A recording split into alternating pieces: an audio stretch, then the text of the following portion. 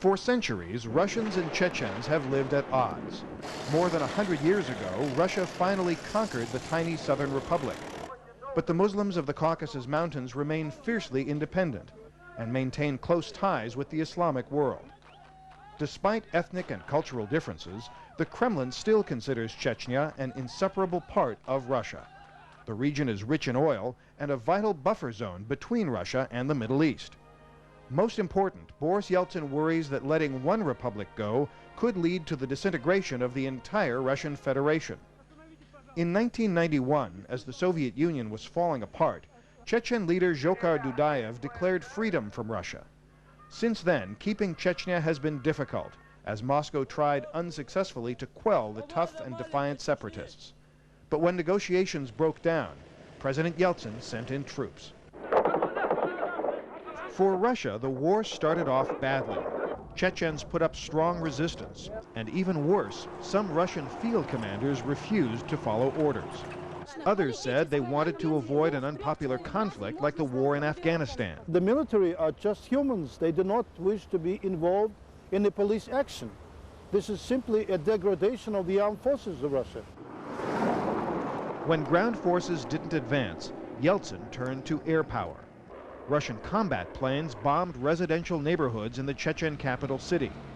Despite a promise from Yeltsin to stop bombing civilians, the bombs fell again and again. As Muscovites celebrated the end of 1994, Russian tanks began storming Grozny. Total casualty count unknown. For the first time ever, Russian TV viewers saw uncensored pictures of their country at war. The images were shocking. Dead Russians, dead Chechens, thousands of refugees. Surveys showed Russian public opinion strongly against the war. There is a saying, it was not a crime. It was worth the crime, it was a mistake. It is true for here. For weeks, Moscow seemed to be in a state of political turmoil. Dissent was widespread within the cabinet and the legislature. But for the moment at least, Boris Yeltsin appears unscathed by it all. There is no political leader today in Russia who can come out and say, I call Yeltsin to step down, and I will be the new leader. Leaving aside the cost in human lives, economists are estimating it will take billions of dollars to rebuild Chechnya.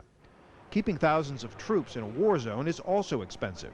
The conflict is already having a negative effect on foreign investments in Russia.